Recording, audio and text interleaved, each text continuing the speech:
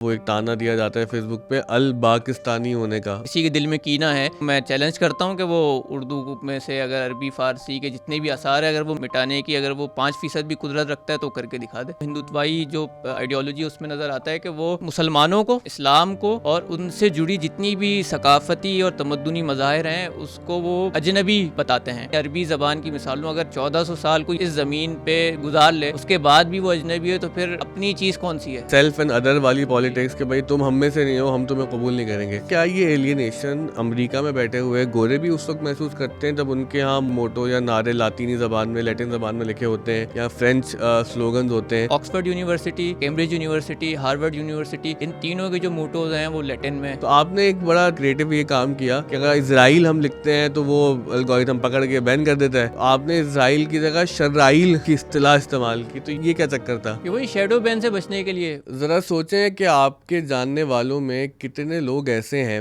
کہ جو ایک سے زیادہ زبان بولنے پر قدرت رکھتے ہیں یا ان کو ایک سے زیادہ زبان میں اس طرح کی مہارت ہے کہ وہ ترجمہ کر سکیں, وہ زبان کو سن کے سمجھ سکیں, بول سکیں, پڑھ سکیں اور اس زبان سے جڑے ہوئے کلچر کو بھی جانتے ہوں.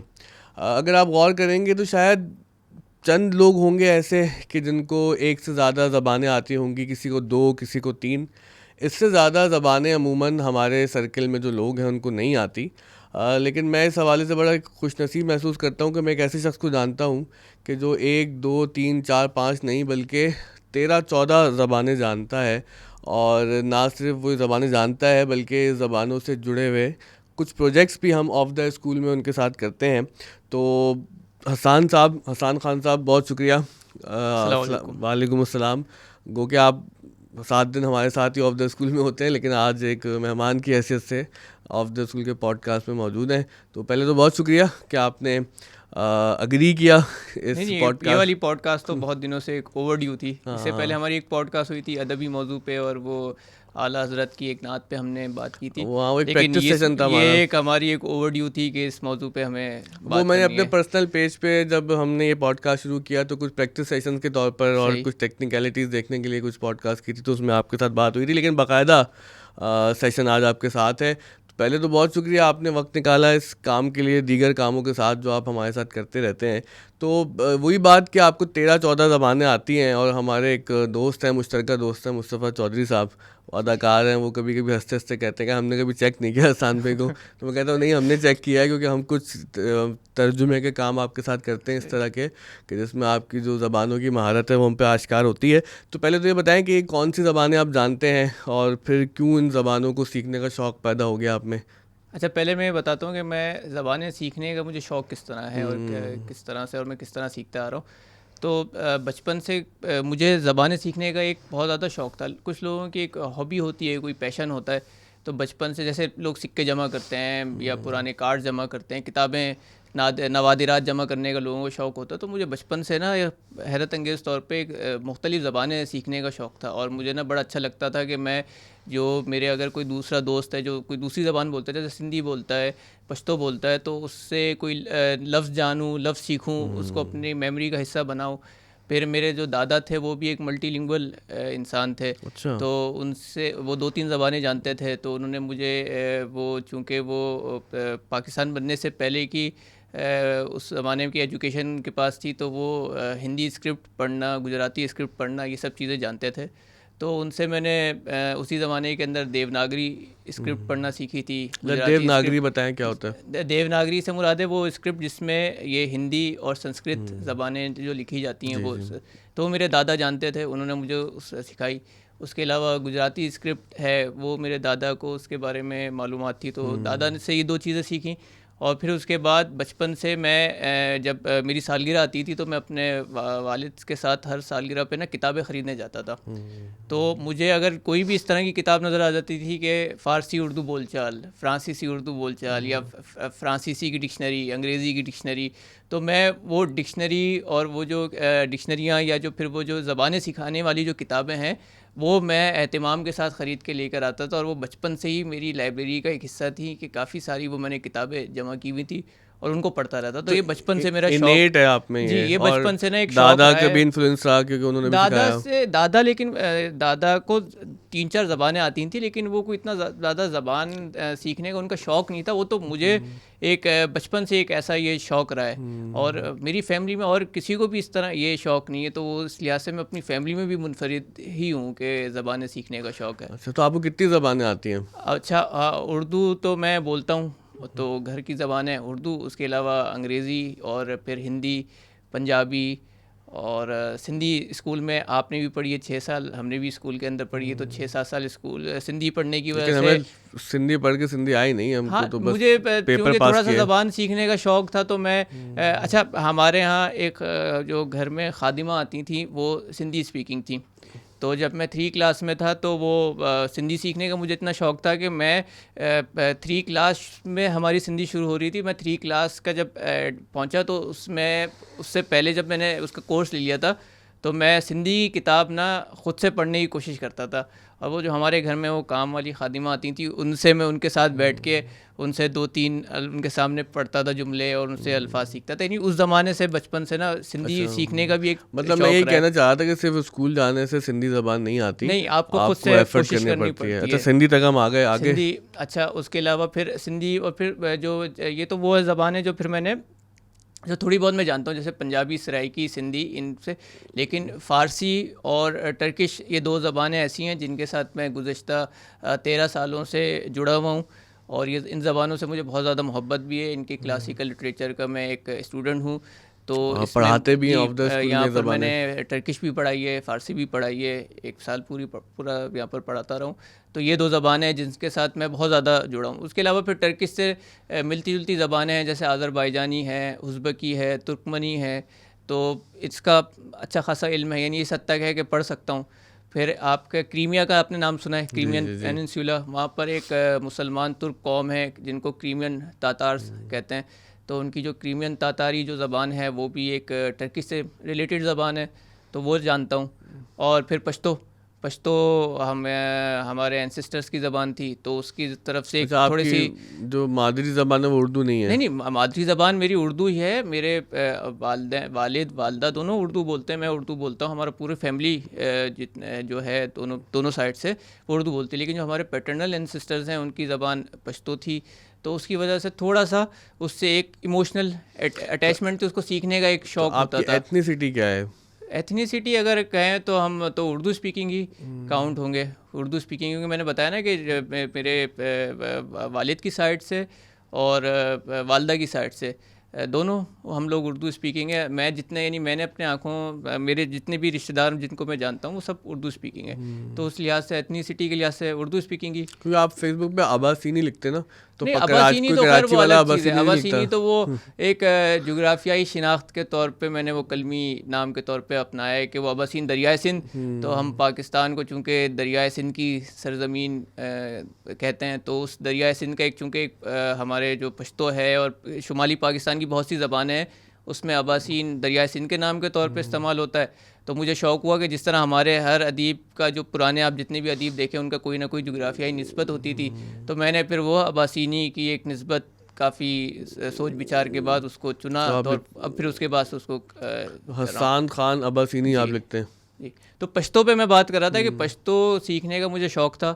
اور پھر پشتو سے ایک یہ بھی ہے کہ وہ ہمارے پاکستان کی دوسری سب سے بڑی زبان ہے اسپوکن کے لحاظ سے. پھر ہم جس شہر میں کراچی میں رہ رہے ہیں وہاں پر بھی اردو کے بعد سب سے بڑی بولی جانے والی زبان پشتو. یعنی پشتو ایسی زبان ہے کہ آپ کراچی میں رہتے ہوں تو یہ ممکن نہیں ہے کہ آپ کو گلی محلوں میں روزانہ پشتو سنائی نہ دے.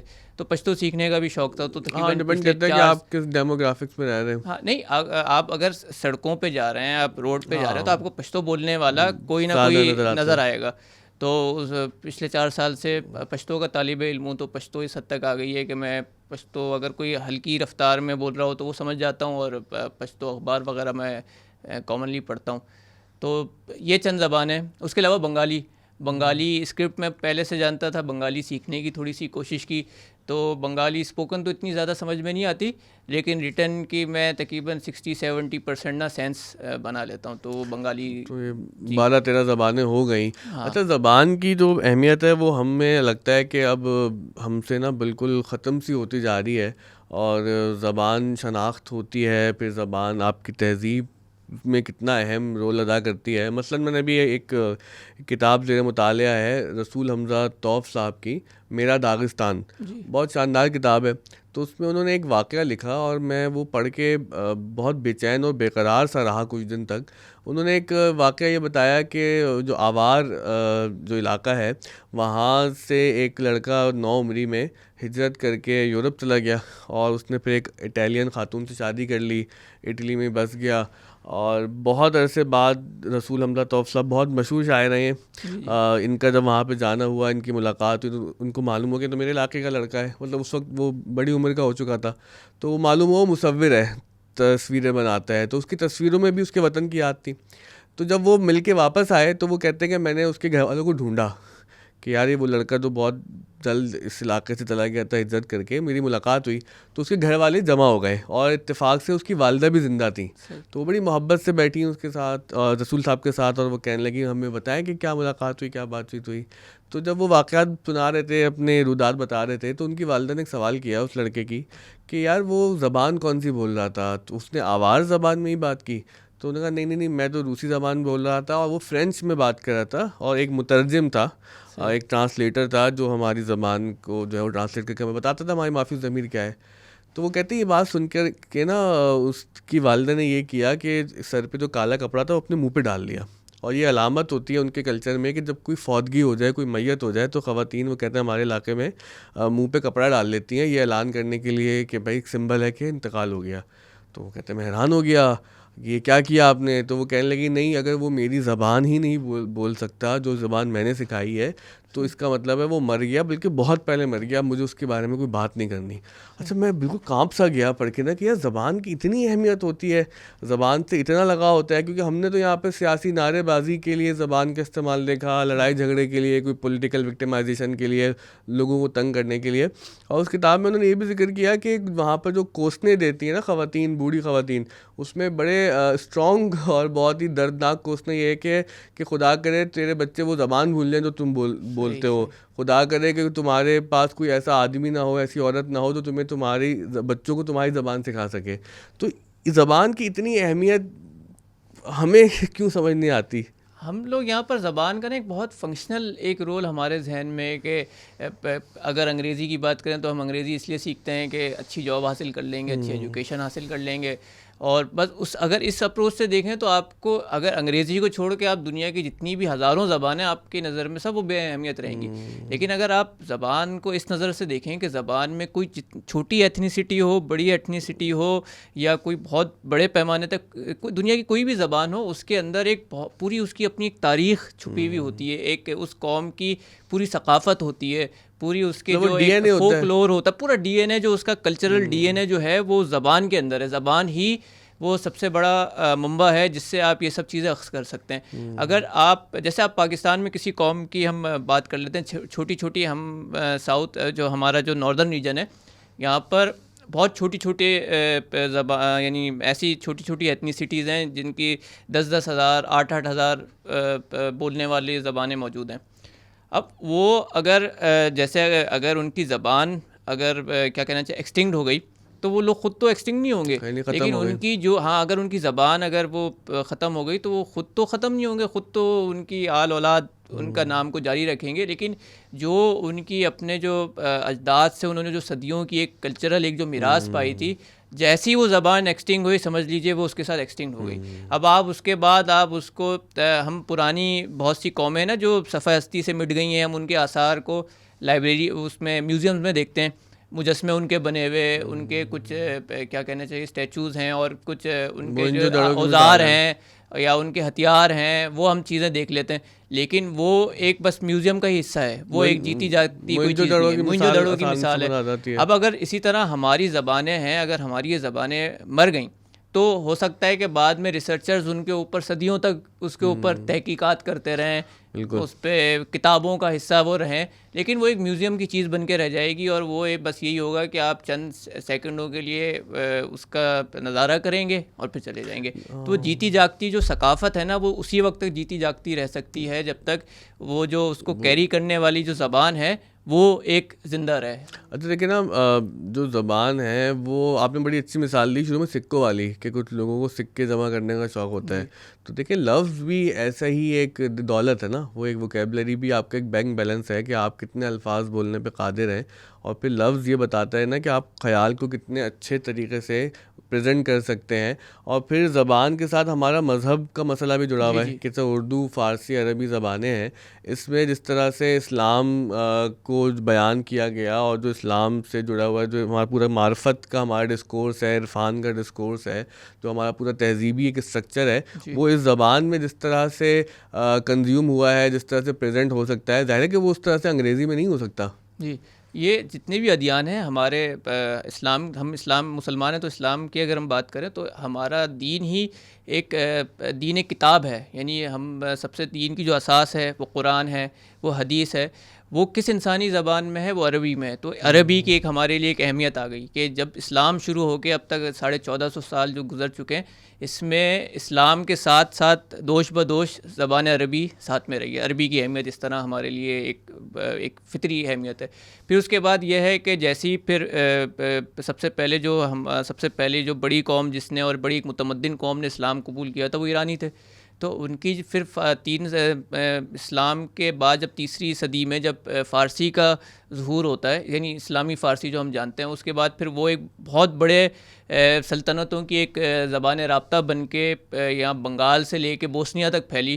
پھر اس کے اندر جتنے بھی مسلمان تھے انہوں نے اپنے ادبی اظہار کا, اپنے حتیٰ کہ دینی اظہار کا ذریعہ فارسی کو بنایا. تو پھر فارسی بھی ایک اسلام کی ایک سیکنڈ لینگویج کے طور پر ظہور ہوا. اور فارسی کو ہم یہ سمجھتے ہیں کہ صرف شعر و ادب کی زبان ہے. شعر و ادب کی تو زبان ہے, لیکن اس کو ہمیں یہ بھی دیکھنا چاہیے کہ وہ دینی لحاظ سے بھی ہمارے دین کی سیکنڈ لینگویج ہے. یعنی اسلام, اگر آپ فارسی کو چھوڑ رہے ہیں تو سمجھ لیں آپ نے ایک پرندہ اڑتا ہے, پرندے کو اڑنے کے لیے 2 بازو چاہیے ہوتے ہیں. اگر آپ نے ایک صرف عربی کو رکھا اور اپنا ایک فارسی کا بازو ایک پر کاٹ دیا تو آپ نہیں اڑ سکیں گے. تو یہی مثال دین کے لحاظ سے بھی ہمارے جو پورا جو اور ہمارے بر صغیر میں جو اسلامی تاریخ ہے وہ تو پوری فارسی ہی کے توسط سے پھیلی ہے. تو اس لحاظ سے پھر فارسی کی ہمارے لیے بہت اہمیت ہے. پھر اردو کی اہمیت اس طرح آ جاتی ہے کہ کہتے یہی ہیں کہ فارسی اور عربی کے بعد جو جتنی بھی اسلامی کتب ہیں اس کا سب سے بڑا سرمایہ اردو زبان کے اندر موجود ہے. اور پھر ایک جو پاکستان ہو, انڈیا ہو, حتیٰ کہ بنگلہ دیش کے مدارس کے بارے میں بھی ہم سنتے ہیں کہ وہاں پر اردو اس لیے پڑھائی جاتی ہے کہ وہ اردو کے اندر جو اتنی ساری جو دینی سرمایہ آپ کا موجود ہے اور پھر دوسری زبانوں سے ترجمہ ہو کے جو اردو میں لکھی جا رہی ہے, تو ایک بہت بڑا ریلیجیس لٹریچر ہمارا ترکی زبان کو اس ڈومین میں کہاں دیکھیں گے آپ؟ ٹرکش کو ہم اس طرح دیکھ سکتے ہیں کہ جب تک ابھی اس یعنی سمجھ لیں 20ویں صدی تک عربی اور فارسی کے بعد جو تیسری سب سے بڑی اسلامی زبان تھی وہ ٹرکش تھی. ترکی کے اندر کلاسیکی ایرا کی بہت کتابیں موجود ہیں, لیکن پھر اس کے بعد جب 20ویں صدی میں اردو اس طرح پھیلی نا کہ اردو برٹش انڈیا کے اندر جتنے بھی مسلمان تھے ان کے درمیان ایک لنگوا فرانکا بن گئی, اور یعنی رابطے کی زبان بن گئی. یعنی مختلف جو دور دراز کی قومیں ہیں انہوں نے بھی اردو کو کم سے کم لکھنے کی حد تک اپنا لیا, اور پھر اس کی ایک مسلمان دینی شناخت کافی اس کی ایک اسٹرانگ تھی. تو اس لیے دینی جو آپ کا اسفیئر ہے اس میں, یعنی دینی جو کیا کہنا ہے دینی میدان میں کتب لکھنے کے لیے اردو کو ایک ذریعہ بنا لیا گیا. تو پھر 20ویں صدی کے بعد میں سمجھتا ہوں کہ اب اردو اس اسلامی نقطۂ نظر سے وہ ٹرکش سے آگے بڑھ چکی ہے, کیونکہ ٹرکش کا جو تھوڑا سا آٹومن سلطنت یعنی عثمانی سلطنت کے سقوط کے بعد ٹرکش کا جو پھیلاؤ ہے وہ تھوڑا سا سمٹا ہے, لیکن اردو کا تھوڑا سا اس کے مقابلے میں بڑا ہے 20ویں صدی میں. تو اچھا, یہ مذہب کی تو ہم نے بات کی, اب یہ بتایا نا کہ پاکستان میں ایک بحث یہ بہت ہوتی ہے کہ جو اردو زبان ہے وہ ہماری شناخت ہے, وہ ثقافتی شناخت ہے, تو اس میں فارسی اور عربی کو جو مکس کیا جاتا ہے یا وہ ایک تانا دیا جاتا ہے فیس بک پہ الپاکستانی ہونے کا, اس پر آپ نے بھی کافی کچھ لکھا ہے, اس کے نقد میں کافی کچھ لکھا ہے آپ نے. تو یہ کیا مسئلہ ہے کہ کیا ایسا نہیں ہو سکتا کہ ہم اردو کو ایک ثقافتی شناخت رکھتے ہوئے مطلب زبان عربی اور زبان فارسی سے بھی محبت کریں, ان کے الفاظ جو اردو میں بہت زیادہ مستعمل ہیں اس کو رہنے دیں؟ نہیں, تو اردو کو اگر آپ عربی فارسی کے الفاظ, اگر عربی فارسی کے لیے آپ کسی کے دل میں کینہ ہے تو وہ اردو کو میں چیلنج کرتا ہوں کہ وہ اردو میں سے اگر عربی فارسی کے جتنے بھی آثار ہیں اگر وہ مٹانے کی اگر وہ 5% بھی قدرت رکھتا ہے تو کر کے دکھا دے. ممکن ہی نہیں ہے. اردو کے تو سمجھ لیں اردو جب سے لکھی جانا شروع ہوئی ہے وہ عربی فارسی ہی کے دامن کے ساتھ جڑی رہی ہے. فارسی نے ہی اس کی پرورش کی ہے, عربی سے وہ اپنی تمام ووکیبلری اخذ کرتی رہی ہے. تو یہ کوئی آج کی چیز تھوڑی ہے. اچھا ایک یہ اس کے بارے میں یہیں سے ایک ذہن میں بات آ گئی کہ ایک متھ ہمارے ایک انٹلیکچوئلس کے درمیان موجود ہے, کے ذہنوں میں موجود ہے کہ عربی کا جو اثرات جو اردو میں آئے ہیں وہ شاید ضیاء الحق صاحب نے متعارف کروائیں, تو ایک متھ یہ بنی ہوئی ہے. تو اس میں بھی کوئی حقیقت نہیں ہے, یعنی عربی کے جو اثرات ہیں اردو کے وہ کوئی 1980 کی دہائی سے اس میں کوئی نہیں, بلکہ آپ اگر مرزا غالب کے زمانے میں چلے جائیں, میر درد کے زمانے میں چلے جائیں, ان کی جو نثر ہے وہ اتنی زیادہ عربی کے سے متاثر تھی کہ ہم لوگ تو آج تو ہماری اس کے سامنے تو بالکل غیر عربی آپ کو اردو لگے گی. تو یہ بھی ایک متھ ہے. عربی سے جب سے اردو لکھی جانا شروع ہوئی ہے عربی کے اثرات اس میں رہیں, فارسی کے اثرات شروع سے رہیں, تو یہ چیز تو آپ مٹائی ہم اردو سے اس کو حذف کر ہی نہیں سکتے ہیں. تو یہی مسئلہ پہ زبان کا نہیں ہے بلکہ جو پولیٹیکل اسلامائزیشن اور وہ شناخت سے جو جڑے ہوئے مسائل ہیں یہ اس کا مسئلہ ہے, کیونکہ آئیڈیالوجیکل ہے نا. اگر دیکھیں عربی سے آپ کو کینہ اس وجہ سے ہے کچھ لوگوں میں کہ وہ چونکہ اس کی اسلام کے ساتھ بہت گہری وابستگی ہے زبان کی عربی کی, تو اب اسلام کے سمبل کے طور پہ کچھ لوگ عربی کو دیکھتے ہیں تو وہ عربی سے ان کو تھوڑی سی دشمنی رکھتے ہیں, عربی کے بارے میں تھوڑا سا طنز و تشنیع کا نشانہ بنایا جاتا ہے. یہ صرف ایک بہت چھوٹا سا طبقہ ہے پاکستان میں, کیونکہ اگر ہم 99% پاکستانیوں کی بات کریں وہ تو ایک عربی کو ایک محبت اور احترام کی نگاہ سے ہی دیکھتے ہیں. بس ایک چھوٹا سا طبقہ ہے جو تھوڑا سا سوشل میڈیا پہ ووکل ہے, وہ ان کی تھوڑی سی عربی مخالف ان کی سوچ ہے, ورنہ کوئی اتنا زیادہ ہمارے معاشرے میں الحمدللہ کوئی ایسا عربی کے خلاف کوئی ایسی. اچھا یہ مسئلہ تو میرے خیال سے ہندوستانی تقسیم سے پہلے اردو کے ساتھ بھی رہا نا, کہ اردو کو بھی اسلام کی زبان بتانے کی کوشش کی گئی اور اس پر کچھ وہ قائد اعظم کی بھی کچھ باتیں نظر آتی ہیں. تو یہ ایسے ہی تھا کہ اردو کے ساتھ بھی یہی سلوک پہلے ہوا ہے کہ اس کو ایک خاص مذہب تک محدود کر کے جو ہے اس کو ایک پولیٹیکل وکٹمائزیشن کا شکار بنایا گیا. نہیں وہ دیکھیں وہ آئیڈیالوجی یہ ہے کہ یہ آج اس کے ہمیں جو آج کے جو اس میں ہمیں نظر آتی ہے وہ ہندوتوائی جو آئیڈیالوجی اس میں نظر آتا ہے کہ وہ مسلمانوں کو, اسلام کو اور ان سے جڑی جتنی بھی ثقافتی اور تمدنی مظاہر ہیں اس کو وہ اجنبی بتاتے ہیں. یعنی ان کی نظر میں حالانکہ اسلام کو ہم جس کراچی میں یا جس سندھ میں بیٹھے ہوئے ہیں یہاں اسلام تقریباً حضرت علی کے زمانے تک ہی پہنچ گیا تھا. یعنی اگر ہم دیکھیں تو اسلام کو یہاں آئے ہوئے اور اسلام کے ساتھ عربی بھی آئی تھی تو 1400 سال سے یہاں موجود ہے.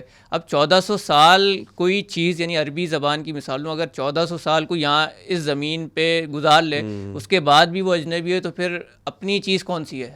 صحیح ہے نا. تو وہ یہ ایک آئیڈیالوجی اس میں یہ آئیڈیالوجی کار فرما تھی کہ چونکہ مسلمان کے بارے میں یہ امیجن کیا جاتا ہے کہ یہ اس مٹی سے بیگانے ہیں, یہ باہر سے کانکررز کے طور پہ آئے ہیں, لٹیروں کے طور پہ آئے ہیں, غاصبوں کے طور پہ آئے, تو ان کے ساتھ جو جڑی ہوئی جتنی بھی چیزیں ہیں وہ بھی ملک سے بیگانہ ہے. تو ان کی آئیڈیالوجی میں وہ پھر عربی فارسی کو ایک اجنبی زبان کے طور پہ بتاتے تھے اور سنسکرت کو وہ بہت زیادہ گلوریفائی کرتے تھے. یعنی کہ وہ ایلینیشن کی پالیسی ہے کہ سیلف اینڈ ادر والی پالیٹکس کہ بھائی تم ہم میں سے نہیں ہو, ہم تمہیں قبول نہیں کریں گے. اسی لیے جو وہ پھر لیکن مجھے بتائیں کیا یہ ایلینیشن امریکہ میں بیٹھے ہوئے گورے بھی اس وقت محسوس کرتے ہیں جب ان کے ہاں جو ہے موٹو یا نعرے لاطینی زبان میں لیٹن زبان میں لکھے ہوتے ہیں یا فرینچ سلوگنز ہوتے ہیں, تو کیا گورے ابھی یہی کہتے ہیں امریکہ کے اندر کہ نہیں فرانسیسی سے ہماری زبان نہیں ہے اور یہ لیٹن ہماری زبان نہیں ہے؟ یہ بڑا اچھا نقطہ آپ نے ہائی لائٹ کیا ہے. وہ ہم نے آپ ہی کے مضمون سے پڑھا تھا. وہ جو آپ یورپ میں دیکھیں, یورپ میں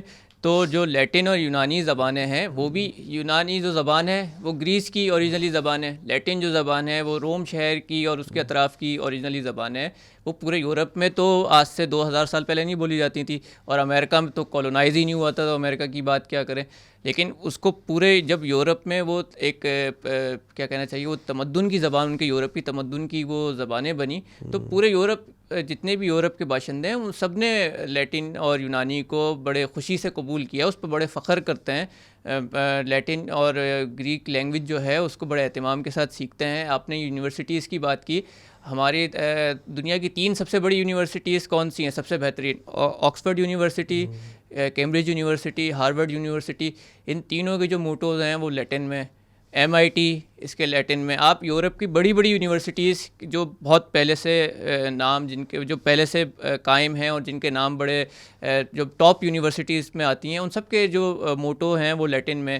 USA جو اس وقت دنیا کا سب سے پاورفل ملک ہے, اس کی جو اکثر جو یعنی جو بیشتر جو ریاستیں ہیں ان کے موٹو لیٹن میں.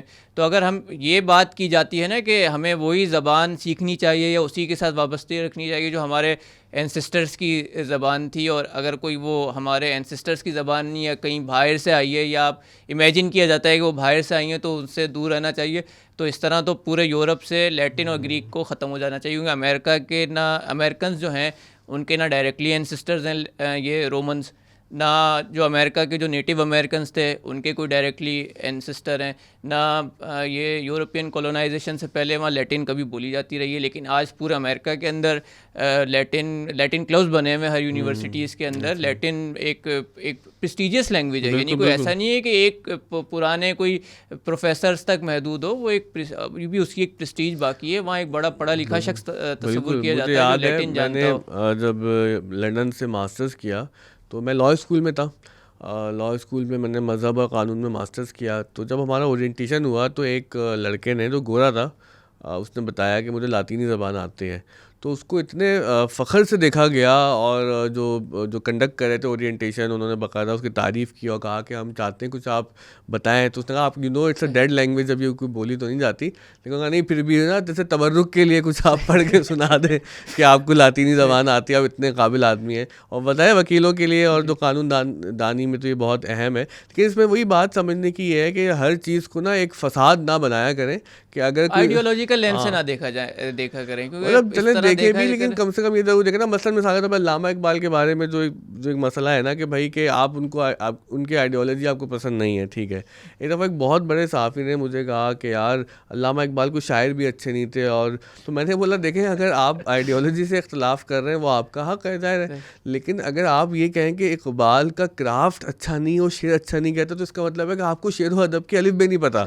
مطلب یہ کیسے ہو سکتا ہے کہ کوئی آدمی کہے اٹھ کے جی کہ اقبال کے, ہاں یہ ہو سکتا ہے کہ اقبال کے کسی شعر میں کوئی تنقید آپ کر سکتے ہیں, فن کی تنقید کر سکتے ہیں, مضمون کی, معنی کی, فکر کی, لیکن ہولسٹیکلی اگر آپ یہ بولیں کہ اقبال بڑا شاعر نہیں ہے تو آپ بیوقوف آدمی ہیں. ابھی وہ ایک 9 نومبر جب بھی آتے تو وہ ہمارے انٹلیکچوئلس اس طرح کی باتیں شروع کر دیتے ہیں کہ کبھی کوئی کہتے ہیں کہ اقبال کو تو زندہ صرف حکومت نے رکھا ہوا ہے ورنہ اقبال تو کب کا مر چکا ہوتا.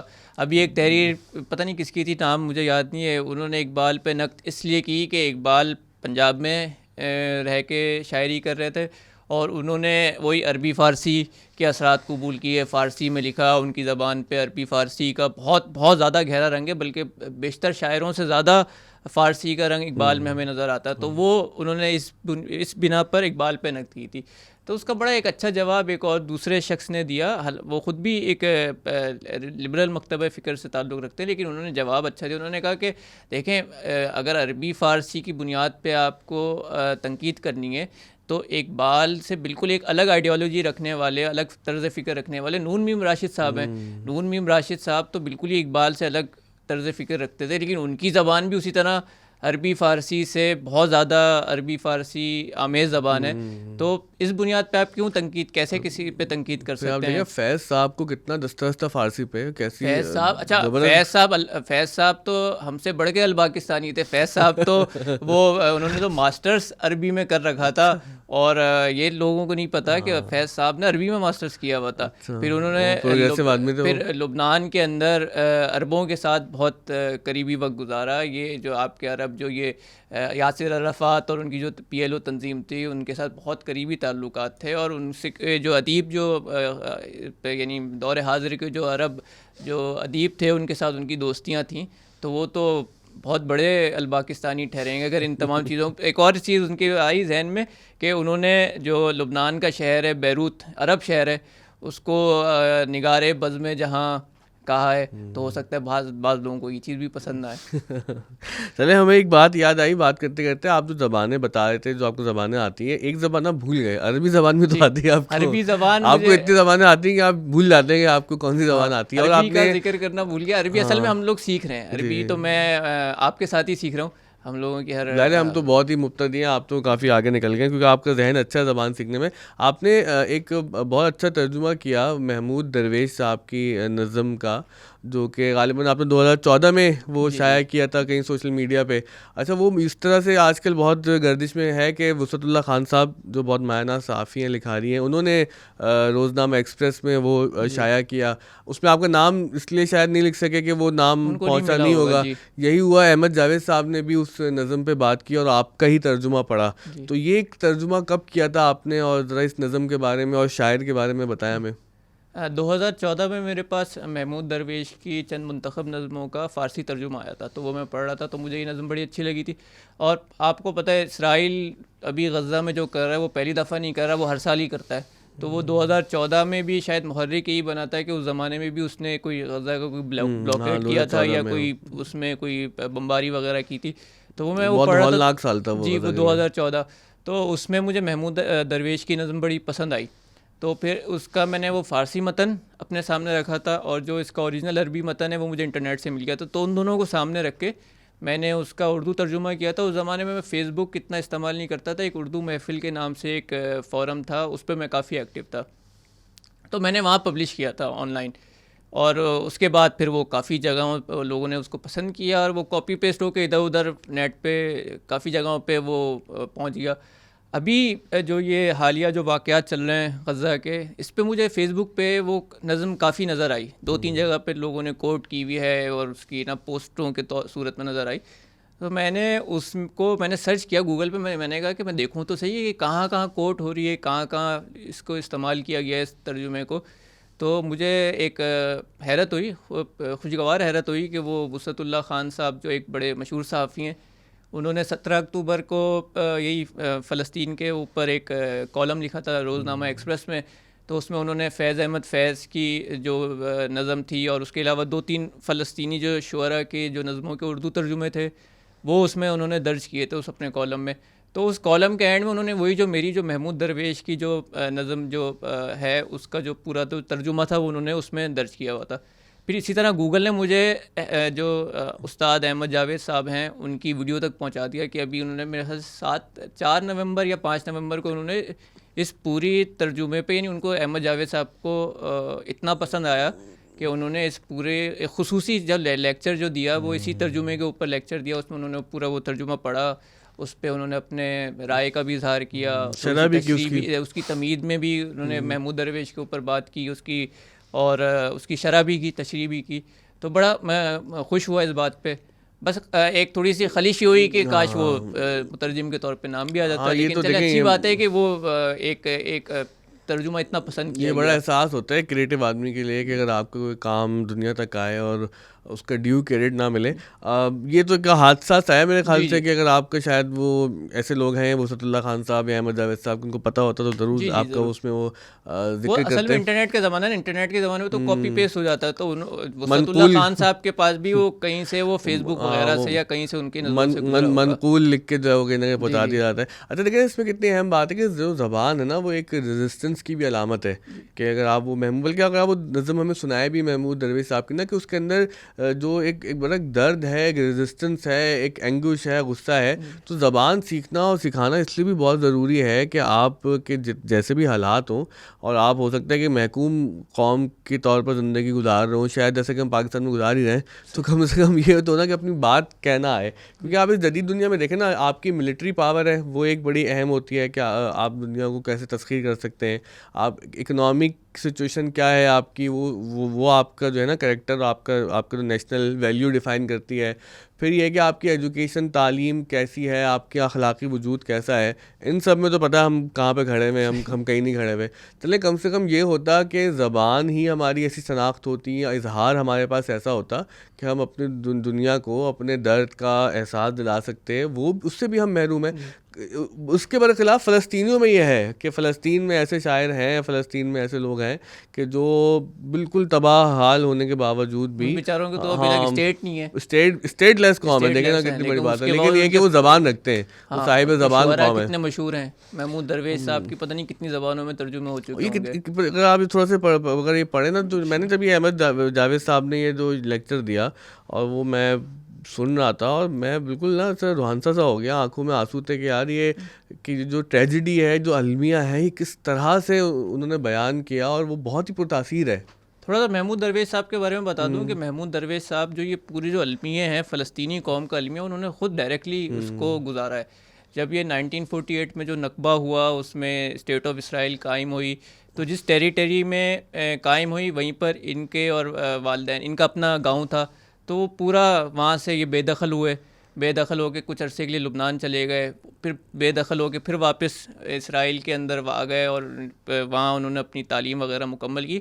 لیکن ایک بے دخلی کا, ایک ایگزائل کا جو ہے نا, وہ فلسطینی جتنے بھی آپ کے ادیب ہیں ان میں اس کا ایک بہت گہرا ایک سوگ کا رنگ ان سب میں نظر آتا ہے.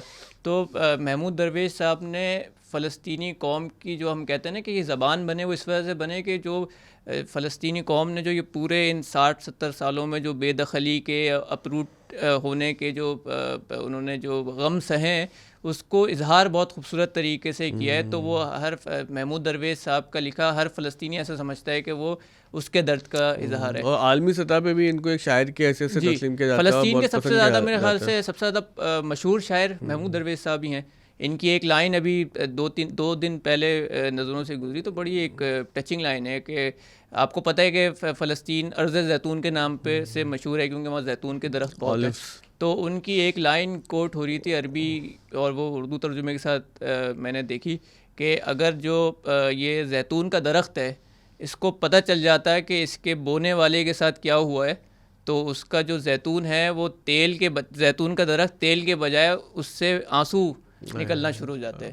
کیا کہنا, صحیح, یعنی وہ اس سے اب پھر اس درخت سے اب تیل نہ نکلتا, اس کی جگہ پہ آنسو کشید کیے جاتے ہیں جو اس کو لگانے والے کے ساتھ جو ہوگا یا ہو رہا ہے. ہاں وہ بہت زیادہ تکلیف دہ ہے. وہ کیا نظم کیا ہے آپ ذرا پڑھ کے. اچھا یہ نظم ہے, اس کا عربی نام تو بطاقت ہویہ ہے, یعنی شناختی کارڈ. تو اس میں نے شناختی کارڈ کے نام سے اس کا اردو ترجمہ کیا تھا. تو اس کو بعض لوگ میں عرب ہوں کے نام سے بھی اس کو جانتے ہیں, اس نظم کو. تو شناختی کارڈ. درج کرو میں عرب ہوں, میرا شناختی کارڈ نمبر 50,000 ہے. میرے 8 بچے ہیں اور 9واں بچہ موسم گرما کے بعد دنیا میں آ جائے گا. پس کیا تم غصہ کرو گے؟ درج کرو میں عرب ہوں اور یاران محنت کش کے ہمراہ پتھر کی کان میں کام کرتا ہوں. میرے 8 بچے ہیں, میں ان کے لیے نان اور ملبوسات اور کاپیاں پتھروں سے باہر نکالتا ہوں. میں تمہاری چوکھٹ سے خیرات نہیں مانگتا, نہ ہی خود کو تمہارے آستانوں پر حقیر بناتا ہوں. پس کیا تم غصہ کرو گے؟ درج کرو میں عرب ہوں, میرا صرف نام ہے, کوئی لقب نہیں. میں ایک ایسی سرزمین میں صابر ہوں جہاں ہر کوئی وفور غضب میں زندگی بسر کرتا ہے. وفور غضب میں, غصے سے بھرے. میں ایک ایسی سرزمین میں صابر ہوں جہاں ہر کوئی وفور غضب میں زندگی بسر کرتا ہے. پیدائش زمانہ سے قبل, ادوار کے شروع ہونے سے قبل, سرو اور زیتون سے قبل اور گھاس کے اگنے سے قبل میری جڑیں اس زمین میں پنجہ گاڑ چکی تھی. میرے باپ کا تعلق ہل چلانے والے خاندان سے ہے, کسی نجیب خاندان سے نہیں. میرا دادا کسان تھا, بے حسب و بے نسب. قبل اس کے کہ وہ مجھے کتاب پڑھنا سکھائے, اس نے مجھے سورج کا طلوع ہونا سکھایا. میرا گھر پہرے دار کی کوٹری کے مانند ہے, شاخوں اور سرکنڈوں سے بنا ہوا. بس کیا تم میری حیثیت سے راضی ہو؟ میرا صرف نام ہے, کوئی لقب نہیں. درج کرو میں عرب ہوں, بالوں کا رنگ کوئلے کی طرح سیاہ, آنکھوں کا رنگ بھورا, اور میری شناختی علامات, میرے سر پر عربی رومال اور اس پر سیاہ حلقہ ہے جو کہ محکم پتھر کی مانند ہے اور لمس کرنے والے کے ہاتھ کو چھیل ڈالتا ہے. میری پسندیدہ ترین غذائیں روغن زیتون اور پھلیاں ہیں.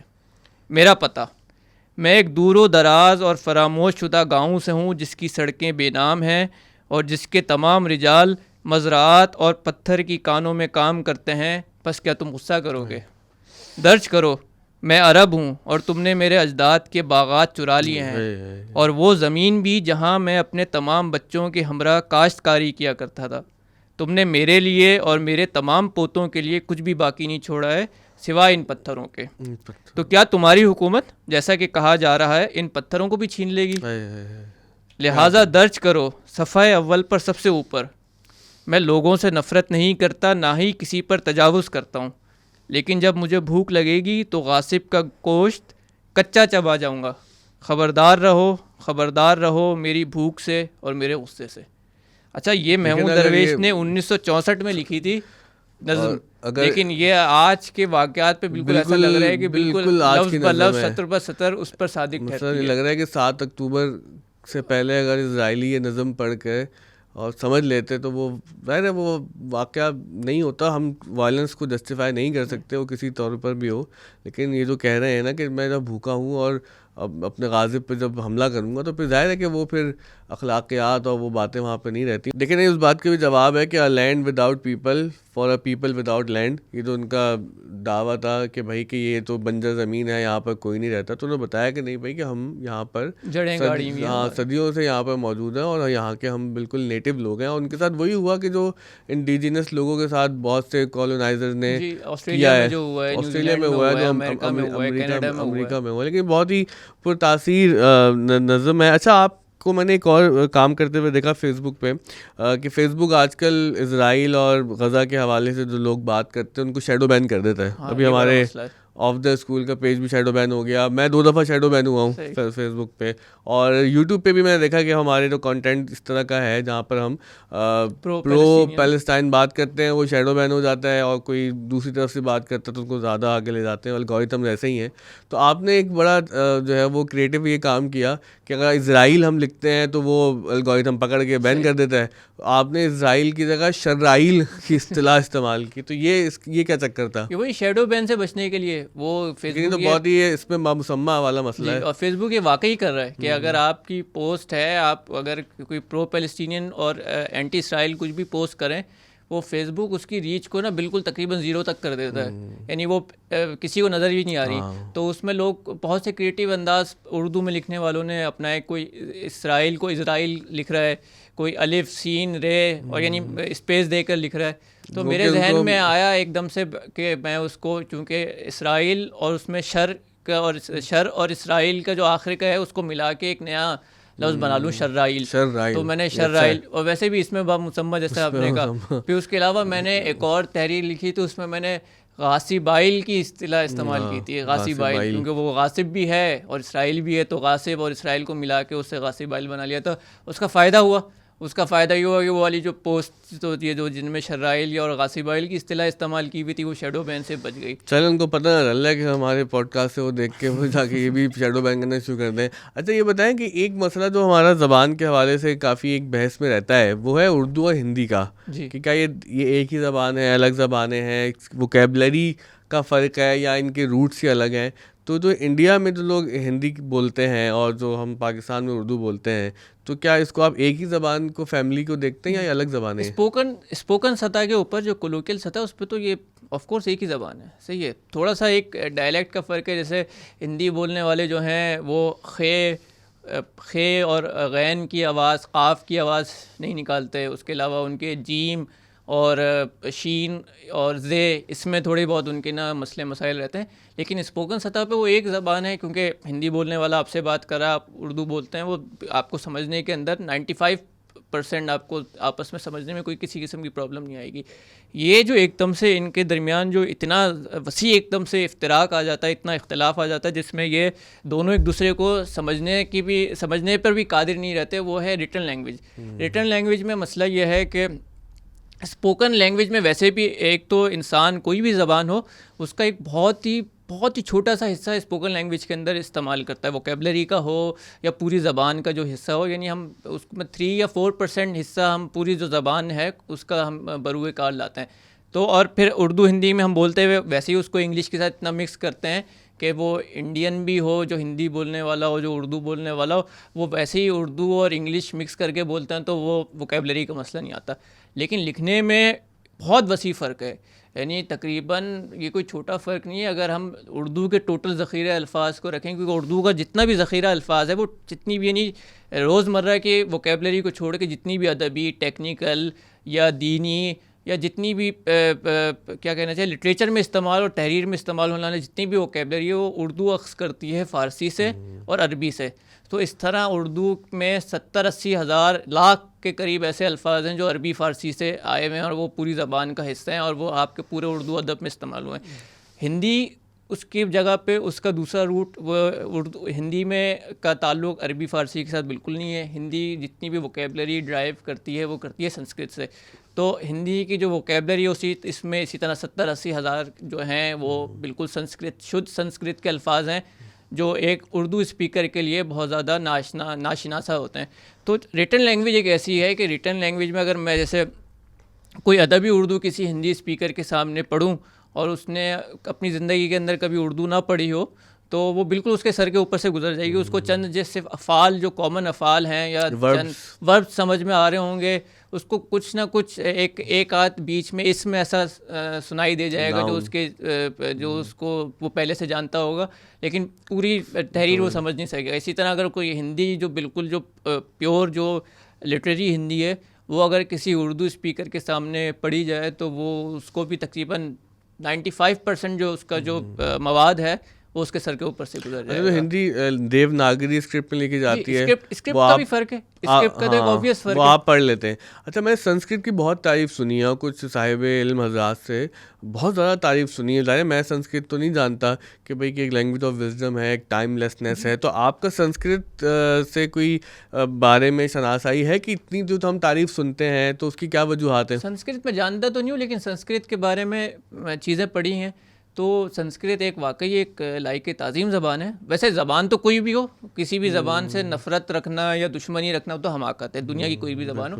سنسکرت اس لیے لائق تعظیم ہے کہ سنسکرت دنیا کی کلاسیکل لینگویجز میں سے ڈیڈ لینگویج ہے, لیکن ڈیڈ لینگویج سے مراد یہ نہیں ہوتا کہ وہ کوئی اہمیت اس کی کم ہو گئی ہو, بولی نہیں جاتی. ہاں وہ ایک بڑے جو آپ کا جو انڈین ہندو تمدن ہے اور اس کی ایک بہت اس کی زبان ہے سنسکرت. اس میں 2000 سال کا 3000 سال کا لٹریچر موجود ہے اور بہت کچھ اس کے اندر لکھا گیا ہے, صرف دینی موضوعات پہ نہیں, جو غیر دینی موضوعات ہیں, ادب ہے, فلسفہ ہے, شعر ہے, ڈرامے ہیں, تو اس کی ایک بہت بڑی ایک طویل روایت ہے. تو سنسکرت بھی واقعی ایک یعنی اگر اس کی تعریف کی جائے تو تعریف کے لائق زبان ہے. ہم نے کچھ لوگوں سے بہت تعریف سنی ہے, مجھے تھوڑا شوق سا ہوا تو میں نے وہ کووڈ کے زمانے میں نا دیوناگری اسکرپٹ جو ہے وہ سیکھا کہ ہندی پڑھنا مشکل بہت ہے سنسکرت سیکھنا. میں ہندی اخبار پڑھنا شروع ہو گیا تھا لیکن چونکہ پھر وہ پریکٹس میں اس طرح سے نہیں رکھ سکا جس طرح سے آپ کی پریکٹس رہتی ہے, تو اس سے یہ ہوا کہ وہ پھر ظاہر ہے کہ تھوڑا سا دوبارہ سے بھول گیا ہوں. لیکن مجھے خواہش ہے کہ سنسکرت سیکھنی چاہیے کیونکہ اس کے اندر جو ہمارا جو ساؤتھ ایشیا کا جو ایک فلسفہ ہے اور جو یہاں پر جسے وہ کیا مسٹسزم کی جو پوری ایک روایت ہے نا, وہ بڑی اپیلنگ سی ہے. خاص طور پہ جو انڈیا کے جو وہ آپ کے جو وہ جو ہندو سویلائزیشن ہے اور اس سے جو پھر جو آپ کے جو دوسرے ادیان نکلے ہیں جیسے جین مذہب ہے, بدھسٹ مذہب ہے, سکھ مذہب ہے, تو اس کی ایک اور اس کے تحت جو پورا جو لٹریچر جو وجود میں آیا ہے اس سب میں اگر آپ ریسرچ کرنا چاہ رہے ہیں, اس کے بارے میں جاننا چاہ رہے ہیں تو وہ سنسکرت کے بغیر وہ ممکن نہیں ہے. کیونکہ ہم نے دیکھا کہ کوئی آئیڈیا ٹرانسلیٹ ہو کر آپ تک پہنچے تو ٹھیک ہے سمجھ تو آ جاتا ہے, لیکن اگر آپ اس کو اس کی لینگویج میں پڑھیں تو اس کی نیٹو لینگویج ہے, جو مدر لینگویج ہے, جہاں سے وہ آئیڈیا کی جو جنم بھومی ہے, اگر وہاں جا کے پڑھیں تو جس طرح سے اس کی ایک فیلنگ ہوتی ہے, جو اس طرح کا سمجھنے کا موقع ملتا ہے, ویسے یہ کہ ترجمے میں نہیں ملتا. کوئی اسلام کے بارے میں کوئی عالم ہو, چاہے ہمارے مسلمان عالم ہو یا جو ویسٹرن اکیڈیمیا میں کوئی اسلام پہ ریسرچ کرتا ہے, تو یہ تو بالکل ہی ناممکن بات ہوگی کہ وہ عربی نہ جانتے ہوئے وہ اسلام کی ریسرچ کے میدان میں آ رہا ہو. تو اسی طرح اگر آپ ساؤتھ ایشین جو اینشینٹ ساؤتھ ایشین جو سویلائزیشن تھی اس کے بارے میں اگر آپ ریسرچ کرنا چاہ رہے ہیں, آپ کے یا ہندو ریلیجن کے بارے میں مطلب ریسرچ کرنا چاہ رہے ہیں, تو اس کے لیے سنسکرت کی بہت. اچھا آپ کی ٹرکش جو پڑھانے کا سلسلہ آف دا اسکول میں ہے آپ کا, فارسی بھی آپ نے گو کے پڑھائی ہے, تو یہ کیا عوامل دیکھتے ہیں آپ کے ٹرکش سیکھنے کا رجحان بڑھ گیا, لوگ خواہش کرنے لگے اور ترکی جانا آنا شروع ہو گیا, تو یہ ارطغرل ہاں ارطغرل ایفیکٹ تھا, کمال تھا. ہاں کیوں میں نے تو ٹرکش میں بتاؤں آپ کو میں نے ٹرکش کس طرح سیکھی. میرے ٹرکش سیکھنے میں کوئی ارطغرل یا کسی ٹرکش ڈرامے کا ہاتھ نہیں ہے, بلکہ میں تو آپ کے سامنے کنفیس کروں میں نے ٹرکش ڈرامے کی آج تک کوئی کسی بھی ٹرکش ڈرامے کی کوئی ایک قسط پوری نہیں دیکھی. اس طرح کے بیچ میں کیا کہنا چاہیے سین دیکھ لیے یا کوئی کلپ نظر آ گیا فیس بک پہ یوٹیوب پہ اس طرح دیکھ لیا. ٹرکش تو میں نے اس طرح سیکھی تھی کہ میں جب فارسی سیکھنا شروع کی تو مجھے کلاسیکل فارسی شعر و ادب میں بہت زیادہ انٹرسٹ تھا. اسی سے مجھے پتہ چلا ہے کہ جس طرح فارسی نے اردو کو بہت زیادہ متاثر کیا ہے, آپ جانتے ہیں اس بات سے بخوبی واقف ہیں, اسی طرح ویسٹ میں, یعنی ویسٹ سے مراد یہ ہے کہ مغربی سمت میں, مشرق کی سمت میں اس نے اردو کو متاثر کیا, مغربی سمت میں اس نے زبان ترکی کو بہت زیادہ متاثر کیا. اور اسی طرح پچھلے جو 1000 سال کا جو اسلام کے بعد کا جو ٹرکش جو رہی ہے وہ فارسی کے ہی زیر اثر رہی ہے, براہ راست زیر اثر رہی ہے. تو اسی سے مجھے نا پھر دلچسپی پیدا ہوئی کہ میں کلاسیکل ٹرکش جو ہے وہ بھی سیکھ سکوں. تو جس طرح میں فارسی پڑھنے پر قادر ہو رہا ہوں تو اسی طرح مجھ میں یہ قدرت آ جائے کہ میں کلاسیکل ٹرکش بھی سیکھ سکوں. تو وہ میرا سیکھنے کا محرک تو لٹریچر بنا رہا تھا, جو کلاسیکل ٹرکش لٹریچر تھا, اور یہ 2010 کی بات بتا رہا ہوں آپ کو. ہاں, جب ہمارے جو فارمر پرائم منسٹر تھے عمران خان, انہوں نے جب یہ ارطغرل کا اردو میں ڈب کروا کر اور انہوں نے پاکستان میں اس کو متعارف کروایا, اس کو چلوایا, تو اس کا ایک دم سے بہت زیادہ ایفیکٹ یہ آیا تھا کہ لوگوں میں نا ٹرکش زبان کے بارے میں, ٹرکش ہسٹری کے بارے میں, آٹومن ہسٹری کے بارے میں بہت انٹرسٹ لوگوں میں پیدا ہوا تھا. اس سے پہلے ٹرکی ہمارے لیے ایک فیسینیٹنگ ملک تو پاکستانیوں کے لیے ہمیشہ سے رہا ہی تھا. پاکستانی اس کے بارے میں بہت سی چیزیں جانتے بھی تھے, اور سلطان محمد فاتح اور اس ایسی چیزوں کی وجہ سے ہم تھوڑا سا, اور عثمانی سلطنت کی وجہ سے تھوڑا سا ایک قلبی لگاؤ بھی اس کے ساتھ رکھتے ہیں. لیکن جو ایک پورا جو لوگوں میں ایک کریز آیا نا کہ ٹرکی سیکھنی ہے, ٹرکی میں ٹورزم کے لیے جانا ہے اور وہاں پڑھنے کے لیے بہت جانا لوگ شروع ہو گئے, تو یہ سب ارطغرل کی وجہ سے ہوا. ارطغرل اس کے بعد پھر جو اس کے سیکولز آئے اور جو دوسرے ڈرامے, ابھی میرے خیال سے کل سے تو وہ بھی صلاح الدین ایوبی کے اوپر بھی ایک سیریز بن گئی ہے, اس کی کل پہلی قسط آئی ہے, تو وہ سلسلہ ایک شروع ہو گیا. وہ بھی نہیں دیکھیں گے آپ؟ ہاں, اس کے کلپس نظر آ جائیں گے. میں نے ایک کلپ اس کا صلاح الدین ایوبی کا دیکھ بھی لیا. اچھا, میں نے بھی آج تک نا ترکی ڈرامہ کوئی نہیں دیکھا. حالانکہ اس سال ترکی جانا ہوا تو وہاں پر پاکستانیوں کی عزت بھی بہت وہ کرتے ہیں, اور ان کو پتہ بھی ہے کہ ہم جو ہے ان کو ارطغرل کی وجہ سے جانتے ہیں. بلکہ مجھے وہاں پر کس نے بتایا, میں گیا تو نہیں, کوئی فیک مزار بھی بنا دیا ارطغرل صاحب کا. ارطغرل سے منسوب ہیں 3-4 مزار ادھر ادھر. ہاں, تو کوئی فیک مزار بھی ہے جہاں پہ لوگوں کو کاسٹیوم پہناتے ہیں. تو میں تو وہاں پہ نہیں گیا, لیکن ترکی بڑا اچھا ملک ہے. لیکن وہاں پہ جو سیکولرائزیشن کی جو تحریک آئی جو مصطفیٰ کمال آتا ترک کے بعد, تو اس سے کیا ہوا پھر ان کا وہ کیا اسکرپٹ بدل گیا لکھنے کا. ہاں, تھوڑا سا ٹرکش لینگویج ریفارم ذرا, نہیں صرف اسکرپٹ نہیں تھا, اسکرپٹ سے بھی ذرا زیادہ ریڈیکل ریفارم تھا. اسکرپٹ میں تو یہ ہوتا ہے کہ صرف اسکرپٹ چینج ہو جائے. جیسے تاجکستان ہے, تاجکستان میں ہمارے سننے دیکھنے والے بہت سے لوگ اس بات سے ناواقف ہیں کہ پاکستان کا ایک اور جو پڑوسی ملک ہے تاجکستان, صرف 10 میل کی ایک واخان جو کوریڈور ہے وہ ہمیں تاجکستان سے جدا کرتا ہے, ورنہ تاجکستان ایک طرح سے نیبر ہی ہمارا. تو جس طرح ایران ایک فارسی اسپیکنگ ملک ہے, افغانستان فارسی اسپیکنگ ملک ہے, اسی طرح جو تاجکستان ہے وہ بھی فارسی اسپیکنگ ملک ہے. تو ان کی بھی اسکرپٹ چینج ہوئی تھی جب یہ سوویت یونین کا وہ حصہ بنے تھے, تو پہلے ان کی 10-15 سال لیٹن اسکرپٹ چینج کر دی گئی تھی کہ فارسی لیٹن اسکرپٹ میں لکھی گئی. پھر اسٹالن صاحب نے 1940 کے اندر ایک ایگزیکیوٹیو آرڈر جاری کیا تھا, تو اس کے تحت پھر جو وہاں جو فارسی ہے وہ رشین اسکرپٹ میں لکھی جانا شروع ہو گئی تھی, اور وہ ابھی تک رشین اسکرپٹ میں لکھی جاتی ہے. تو وہاں جو بدلاؤ ہوا تھا, وہاں صرف اسکرپٹ کا بدلاؤ ہوا تھا. زبان تقریباً ڈھانچہ جو تھا زبان کا, اس پہ جو گوشت پوشت جو چڑھا ہوا تھا وہ وہی رہا جو اسکرپٹ چینج ہونے سے پہلے تھا. تو وہاں کوئی اتنا ریڈیکل زبان کا بدلاؤ ہوا نہیں ہے. ٹرکی میں یعنی ترکیہ جو ملک ہے, وہاں زبان کا جو چینج تھا وہ اس سے زیادہ نا ریڈیکل تھا. اس میں یہ ہوا کہ صرف اسکرپٹ چینج نہیں ہوئی, اسکرپٹ کے جس طرح میں نے بتایا نا کہ جو آپ کی جو کلاسیکل ٹرکش ہے, کلاسیکل ٹرکش سے مراد ہم وہ لینگویج لیتے ہیں جو اسلام کے بعد سے لے کے 1920s تک جو لکھی جاتی رہی ہے, وہ بہت زیادہ نا عربی اور فارسی کے زیر اثر تھی. تو جو آپ کی جو یہ آٹومن ٹرکش تھی, اگر اس کے ہم ٹوٹل ووکیبلری کو دیکھیں تو اس میں تقریباً 80% جو ووکیبلری تھی وہ ڈائریکٹلی عربی فارسی کے الفاظ تھے, بہت زیادہ عربی فارسی. یعنی ہم تو اردو کا ہمارے ذہن میں تصور آتا ہے نا کہ مرزا غالب کی یا اقبال کی اردو دیکھتے ہیں تو اس میں فارسی کے الفاظ بہت نظر آ گئے. کسی دینی عالم کی ہم نے کوئی تحریر دیکھ لی تو اس میں عربی کے الفاظ بہت نظر آ گئے, تو ہم تصور کرتے ہیں کہ صرف اردو ہی ایک ایسی زبان ہے جس میں عربی فارسی کے ورڈز ہیں. تو اس سے بھی کئی درجے زیادہ جو عربی فارسی سے متاثرہ زبان تھی, جو اس کی ووکیبلری کا حصہ تھا, وہ ٹرکش تھی, آٹومن ٹرکش یا کلاسیکل ٹرکش کہہ لیں.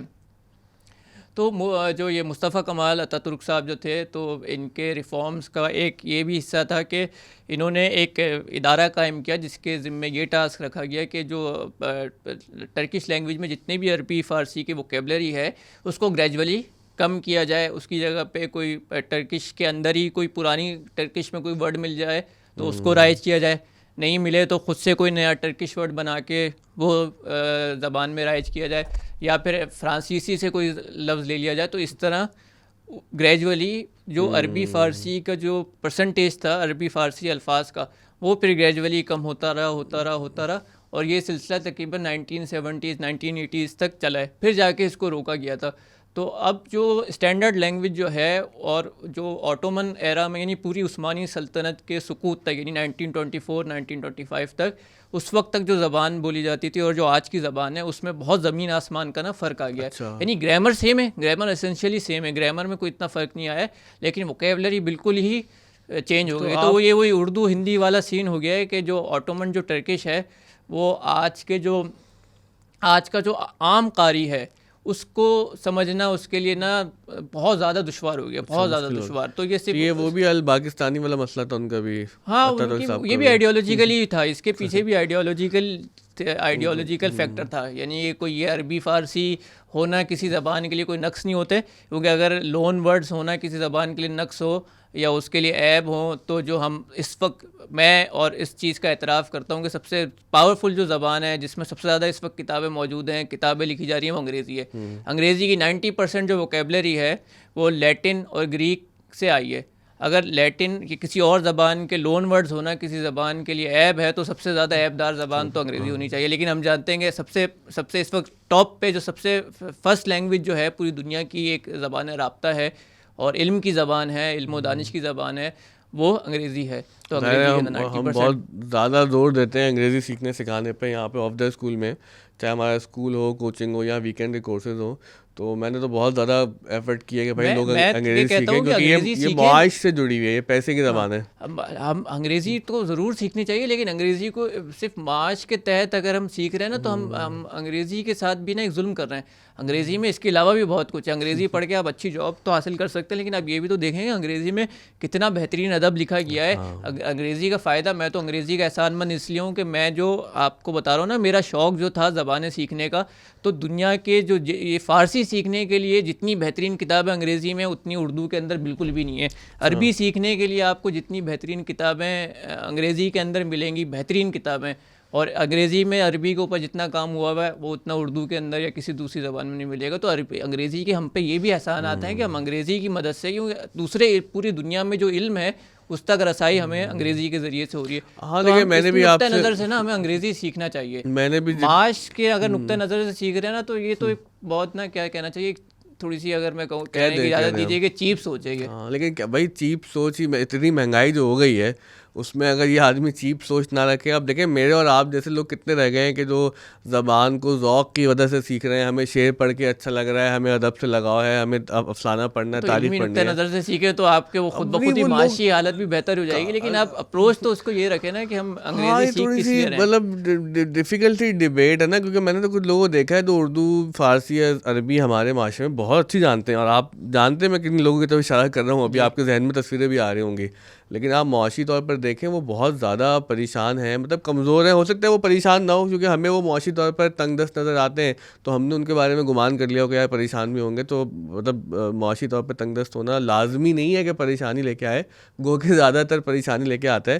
اب میرا نقطہ نگاہ یہ ہو گیا کہ بھائی کہ آپ پیسے کمائیں, کیونکہ نا اتنی مہنگائی ہے, اتنا مشکل ہو گیا کراچی میں کمیوٹ کرنا, ایک جگہ سے دوسری جگہ جانا. آپ ڈیلی کمیوٹ کرتے ہیں, آپ کو پتہ ہے, ہمیں پتہ ہے کہ ذوق بہت اچھی چیز ہے. مطلب میں تو ایسے ہی زندگی بھر رہا ہوں کہ یار لوگوں کو علم کی طرف لے کے آئیں, اور مطلب یہ کہ علم سے پیسہ نہ کمائیں, زبان سے پیسہ نہ کمائیں. لیکن موجودہ حالات نے ہمیں جہاں پر لا کے چھوڑا ہے کہ اب ہم بے بس سے ہو گئے. اب ہم کہتے ہیں ٹھیک ہے یار چلو تم کم سے کم پیٹ تو بھر لو, اس کے بعد دانشوری کے کام بھی کر لینا. اچھا میں نے جتنی آپ سے فارسی سیکھی, آپ نے بھی مجھے انگریزی کی کتاب سے فارسی پڑھائی, عربی ہم سیکھ رہے ہیں وہ بھی انگریزی کی کتاب سے سیکھ رہے ہیں.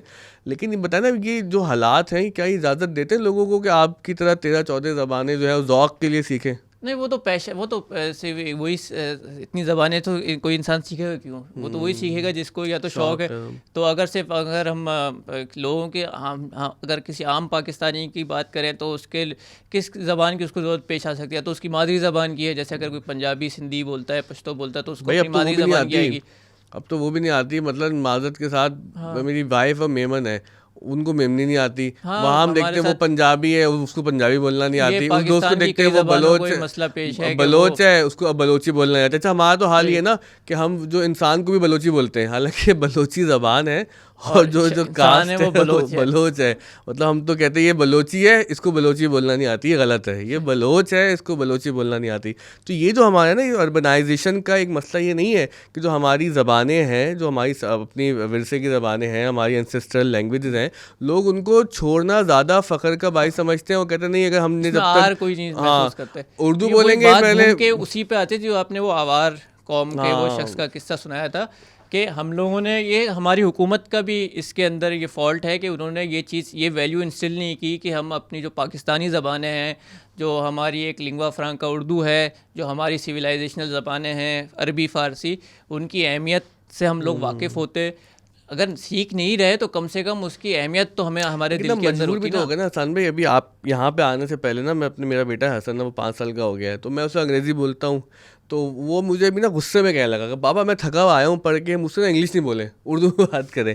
کیونکہ اب مجھے پتہ ہے کہ میں اس کو انگلش نہیں سکھاؤں گا تو اس کے لیے مستقبل میں مسائل آئیں گے. لیکن جو مادری زبان ہوتی ہے, جو فرسٹ لینگویج ہوتی ہے نا, ظاہر ہے کہ آپ کو جو وہ زبان بولنے میں مزہ آتا ہے, آپ کتنی زبانیں سیکھ لیں, آپ تو جانتے ہیں اس بات کو.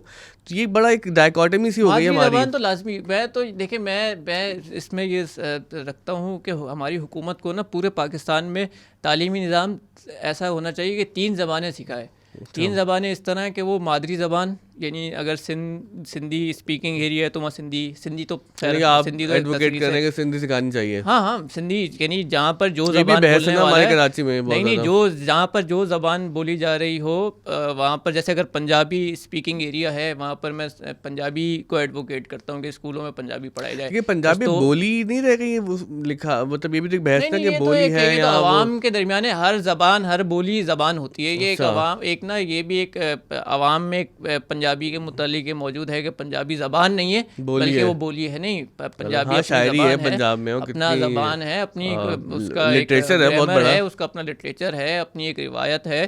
اور سب سے بڑی بات یہ ہے کہ وہ اردو بولنے والا اس کو سمجھ نہیں سکتا تو وہ پھر الگ ہی زبان ہوئی نا. وہ تو وہ اس طرح سرائکی ایریا میں سرائکی پڑھایا جائے, پشتو میں پشتو. پھر اس کے علاوہ جو آپ کی جو پورے پاکستان میں جو لنگوا فرانکا اردو وہ اسکولوں کے اندر پڑھائی جائے, اور انگلش یہ 3 زبانیں. اس میں اس کے علاوہ پھر عربی اور فارسی یا دنیا, میں تو اس کو ایڈوکیٹ کرتا ہوں کہ یہاں پر پاکستان میں لاطینی جاننے والے کیوں نہیں ہے. یورپ اتنا بڑا, یورپ ویسٹرن سویلائزیشن میں کیا کچھ نہیں پڑھا ہے ریسرچ کے لیے, پڑھنے کے لیے. اس کی جو ہے وہ لاطینی اور یونانی زبان ہے. ہمارے ملک میں لاطینی یونانی زبانیں جاننے والا نہیں ہے. عبرانی زبان ایک بہت اہم زبان ہے, صحیح ہے. وہ تو اسرائیلیوں نے اس کو بدنام کر دیا کہ وہ ان کے ساتھ جڑ گئی ہے, لیکن عبرانی زبان کی اپنی ایک اہمیت ہے کہ وہ ایک پورے بڑے دین کی زبان ہے, اور اس میں کافی کچھ اس کے اندر لکھا گیا ہے. عبرانی کے جاننے والے ہونے چاہیے, اور اس کو اپنا فرض کفایہ کے طور پہ دیکھیں. یعنی ہم کہتے ہیں ایک زمانے میں ہیبرو جو ہے نا وہ پڑھنا شروع کی, مطلب یہ سیکھنا شروع کی, پڑھنا تو نہیں آتی. تو مجھے پتہ کیا معلوم ہوا کہ ہیبرو سکھانے والی بہت سی ویب سائٹ پاکستان میں بین ہے. تو وہ وی پی این لگا کے میں ہیبریو پڑھ رہا تھا, تو میرے دوست بھی پریشان ہوتے ہیں تو میں وی پی این کا کون سا انوکھا استعمال کروں گے. پتہ نہیں کیا چکر تھا. بعد وہ ہیبریو زبان کی بہت ساری ویب سائٹ بین تھی, تو میں نے وہ ایک سبسکرپشن لے لی تھی, تو ای میل پہ نا لیسن آتے تھے میرے پاس. وہ یہ ضرور سیکھنا چاہیے. کووڈ کی باتیں ہیں, کووڈ رشین سیکھنی چاہیے, جیپنیز سیکھنی چاہیے. پھر ہمارے ساتھ ہی ایک نیبر اتنا بڑا جائنٹ ہے چائنا, چائنیز سویلائزیشن کتنا کیا کچھ اس کے اندر ہوگا, کتنی وہ بھی 4000 سال 5000 سال پڑی سویلائزیشن ہے. اس کی ادبی زبان کو کہتے ہیں کہ وہ 3000 سال سے اس میں لکھا جا رہا ہے. تو چائنیز جاننے والے کوئی اتنے چائنیز بھی, تو اس کو نا فرض کفایہ کے طور پہ دیکھیں گے. یہ ہمارے حکومت کی ذمہ داری ہے کہ وہ ہمارے جو دانشگاہ جو ہیں, ہماری یونیورسٹیز جو ہیں, اس میں ایسے مساعد حالات پیدا کریں کہ وہاں سے عربی جاننے والے اسکالرس نکلیں, فارسی جاننے والے اچھے اسکالرس نکلیں, چائنیز, ہیبرو, لیٹن, گریک, گریک, سنسکرت, جیپنیز, جو دنیا کی بڑی زبانیں ان کو جانیں. اب یہ زبانوں کا مطلب یہ تھوڑی ہے کہ میں کوئی یہ چیز ایڈوکیٹ کر رہا ہوں کہ ہر شخص نا وہ اپنے تمام کام دھندے چھوڑ کے زبانیں سیکھنے پہ لگ جائے. نہیں, ہمارے معاشرے کے اندر ایسے افراد ہونے چاہیے جو آپ جیسے, اور جیسے نا بالکل آپ کا وجود ہی نعمت ہے ہمارے لیے, کیونکہ میں تو بہت پیسمسٹ ہو گیا ہوں اس مہنگائی اور اس سارے معاملات جو چل رہے ہیں. کو پتہ ہے کہ ویلفیئر اسکول چلانا اتنے مہنگائی میں بڑا مشکل سا ہوتا جا رہا ہے, ہو ہی گیا ہے. تو ظاہر ہے کہ انسان جو فیس کر رہا ہوتا ہے تو وہ پیسمزم بڑھ رہا ہوتا ہے. لیکن آپ کی باتیں سن کے نا مجھے وہ جان ایلیا کا شعر یاد آ رہا ہے کہ مر گئے خواب سب کی آنکھوں کے, ہر طرف ہے گلا حقیقت کا. تو ہم ایسے لوگ جو اب حقیقت کا گلا کرتے رہتے ہیں نا اس زمانے میں, آپ جیسے لوگوں کا ہونا بہت ضروری ہے جو ہمیں بڑے خواب دکھائیں. اور بلکہ عملی طور پر آپ نے دکھایا کہ انسان اگر خواہش رکھتا ہو, ذوق رکھتا ہو, تو وہ بہت کچھ اچیو کر سکتا ہے. ہمارے عموماً لوگ سمجھتے ہیں کہ 2-3 زبانیں سیکھنا ناممکن ہے. آپ نے 13-14 زبانیں سیکھ کر ہمیں دکھایا. اچھا, آخر میں اگر کوئکلی ہم آف دا اسکول میں جو آپ کا تجربہ رہا پڑھانے کا, یا جو لوگ آپ سے ٹرکش, پرجین, عربک, یہ سب زبانیں سیکھنا چاہیں, ان کے لیے کیا بتائیں گے؟ کوئی اینیکڈوٹ, کوئی اسٹوری یاد ہے؟ ہم کوئکلی بتاتے جائیں دیکھنے والوں کو کہ 2600 سے زیادہ طلباء طالبات یعنی لڑکے لڑکیاں فیمیل میل اسٹوڈنٹس پڑھ رہے ہیں یہاں پہ, اور 100 روپے فیس ہوتی ہے ہماری مہینے کی. یہ ایک مدرسے اور مسجد سے جڑا ہوا ایک پروجیکٹ ہے جس کا کام بس یہ ہے کہ تعلیم سب تک پہنچانے کی ہم ایک کوشش کر رہے ہیں. اور یہاں پر ہم نے جو ٹرکش اور فارسی پڑھانے کا سلسلہ شروع کیا تھا, اس میں تقریباً 150 اسٹوڈنٹس ہم سے ٹرکش اور فارسی بھی یہاں سے او ٹی ایس سے پڑھ چکے ہیں. علی بھائی نے بھی فارسی پڑھائی ہے, علی بھائی نے فارسی پڑھائی ہے, پھر عربی ہم لوگ پڑھاتے رہے, تو عربی کے بھی اچھے خاصے اسٹوڈنٹس یہاں پر ہیں, ابھی بھی چل رہی ہیں کلاسز الحمدللہ. تو ٹرکش اور فارسی پڑھانے میں بڑا مزہ آیا. اور سب سے زیادہ مزہ یہ آیا تھا کہ ہم لوگ جب اس کو آن لائن پڑھا رہے تھے تو آن لائن میں کے پی کے سے, سندھ سے, خیرپور سے, سوات سے, پشاور سے, حتیٰ کہ وزیرستان کا ایک اسٹوڈنٹ تھا, پنجاب یوکرین سے ایک اسٹوڈنٹ آ گیا تھا, جنگ چل رہی تھی وہاں پہ, یوکرین اور یو کے, سعودیہ. تو ایک اتنے اس کو نا پڑھانے کے اندر بڑا مزہ آیا. اور پھر اس میں پڑھانے میں, اچھا زبان پڑھانے میں فائدہ یہ ہوتا ہے کہ جب آپ زبان پڑھا رہے ہوتے ہیں نا تو آپ خود بھی کانسٹنٹلی وہ سیکھتے رہتے ہیں. تو ایسا نہیں ہوتا کہ میں ان 2 سالوں میں جو میں نے پڑھایا نا اس سے مجھے اپنی زبان دانی کا بہت اس میں فائدہ ہوا کہ میں نے بہت سی چیزیں اس کی وجہ سے سیکھی ہیں. وہ ایک سندھ سے بھی لڑکا, مطلب سندھ میں تو ہم سبھی رہتے ہیں, سندھ کے کس علاقے سے لڑکا آیا تھا؟ وہ خیرپور سے جو آئے تھے, وہ کراچی بھی سندھ میں ہی ہے نا, تو خیرپور سے لڑکا آیا, اس نے سیکھی. ہم نے اس کی اسٹوری بھی ڈالی تھی یوٹیوب پہ. اسٹوری ڈالنے کا مقصد یہ ہوتا ہے کہ لوگوں کو انکریج کریں کہ بھائی کہ اگر ایک سکسیسفل اسٹوری نظر آتی ہے تو لوگوں کا حوصلہ بڑھتا ہے. میں آخر میں ایک یہ بات کہنا چاہوں گا کہ آپ نے کہا تھا نا کہ میں جو زبانیں سیکھنے کے خواہش مند ہیں ان سے کیا میں مشورہ دوں گا. ان کو میں مشورہ دوں گا, دیکھیں جب میں پری انٹرنیٹ ایرا بھی میں نے دیکھا ہے, اس زمانے میں زبانیں سیکھنا نا بہت مشکل تھا. آپ زیادہ سے زیادہ انگریزی سیکھ سکتے تھے یا چند ایک کی جس کی زبانیں. آج آپ انٹرنیٹ کے ایک انفارمیشن کے انقلاب کے زمانے میں رہ رہے ہیں. اس وقت دنیا کی جتنی بھی بڑی زبانیں نا, میجر زبانیں, چھوٹی زبانوں کو چھوڑ دیں, جو بڑی میجر زبانیں ہیں ان سب کے بارے میں یوٹیوب پر, انٹرنیٹ پر اتنا کچھ موجود ہے کہ آپ کو اگر آپ اپنی ایفرٹ کریں نا تو آپ گھر بیٹھے ہی کوئی بھی زبان سیکھ سکتے ہیں. آپ جیپنیز سیکھ سکتے ہیں, رشین سیکھ سکتے ہیں, جرمن سیکھ سکتے ہیں, فرینچ سیکھ سکتے ہیں, سب کچھ آپ یوٹیوب پہ سرچ کر لیں. وہ لڑکا, وہ یوشا, اس نے وہ جاپانی سیکھی ہے, جاپانی سیکھی ہے. میرا بھائی اسی طرح, میرا بھائی ہے وہ انٹرنیٹ کی مدد سے کورین لینگویج سیکھ رہا ہے. اور میں بھی جو یہ جتنی یہ ٹرکش, فارسی ہے, جتنی بھی زبانیں یہ ہیں, میں نے انٹرنیٹ کی مدد سے خود سیکھی ہیں. تو میں جب سیکھ سکتا ہوں تو آپ سب بھی یہ کر سکتے ہیں. بلکہ ہمارے آسان بھائی کی جو ہے وہ ایک سیمسٹر آن لائن کلاسیں ہوتی ہیں, پھر کبھی یہاں پہ فزیکل ہوتی ہیں. تو جو لوگ ان سے رابطہ کرنا چاہیں وہ آف دا اسکول کے پیج سے ان کا نمبر لے سکتے ہیں, ان کی کلاسز لے سکتے ہیں. اور بہت سے یہاں پر لڑکے لڑکیاں ایسے آئے مختلف عمروں کے, ایج گروپس کے, میرے پاس چھوٹے سے بڑوں تک. میں نے 12 سال کی بچی کو پڑھایا, اور وہ میرے یہ جو, اور میں نے جو میرا سب سے بڑا اسٹوڈنٹ تھا وہ 60+ تھا, +60 سے لے کے 12 سال کی بچی تک سب میرے اسٹوڈنٹ ہیں. اور دیکھیں زبانوں سے یہ ہوتا ہے کہ اسکالرشپس مل جاتی ہیں. ٹرکی میں نے دیکھا, میں اس طرح ٹرکی گیا, وہاں پہ بہت پاکستانی اسٹوڈنٹس دیکھے ہیں, لیکن ان کی زبان سیکھنا ضروری ہے. پھر اب ہمارے پڑوس میں افغانستان میں دری زبان جو بولی جاتی ہے وہ بھی فارسی کا ویریئنٹ ہے. ایران سے اب کچھ تعلقات بہتر ہو رہے ہیں دنیا کے, ہمارے بھی شاید. اب یہ دیکھ لیں کہ ہمارے جو نیبرز ہیں, چائنا, افغانستان, ایران, تاجکستان, ہم ان کی زبان نہیں جانتے. اور اس میں یہ ہوتا ہے جو ترجمے کے کام آتے ہیں نا, ایک تو وہ آپ نے سمر ٹی وی پہ بھی وہ اصلاح کی تھی کہ مترجم لوگ بول رہے نا, تو صحیح لگ ہوتا ہے مترجم, ٹرانسلیٹر. تو ٹرانسلیشن کی بہت سی جابز آتی ہیں. میں ایسی کمپنیز کو جانتا ہوں کہ جو ایسے لوگ ڈھونڈ رہے ہوتے ہیں کہ ان کو ٹرکش, پرجین یا عربک اور یہ زبانیں آتی ہوں, ساتھ انگلش بھی آتی ہو, تو اچھی جو ہے وہ پے بھی مل جاتی ہے, فری لانس مل جاتا ہے. ٹرکش سیکھنے میں تو میرے پاس نجم بھائی وہ اسٹوڈنٹس آئے تھے 3, وہ سیکھنے اسی لیے آئے تھے کہ ان کو پڑھنے کے لیے ٹرکی جاتا تھا.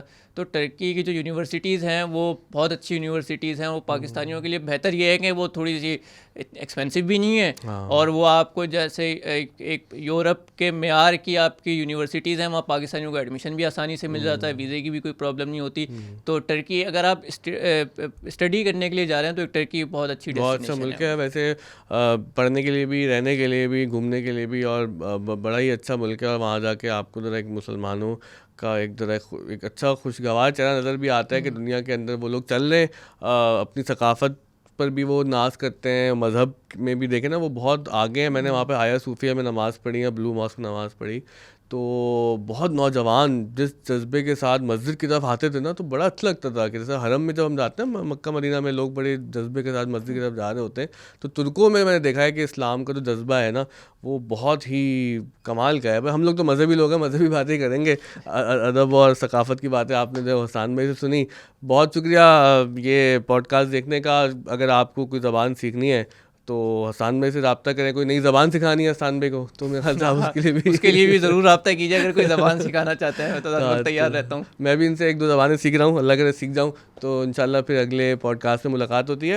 ان سے رابطہ کرنے کے لیے آف دا اسکول کے پیج پر آپ میسج کریں تو انشاءاللہ ان کا نمبر مل جائے گا. بہت شکریہ.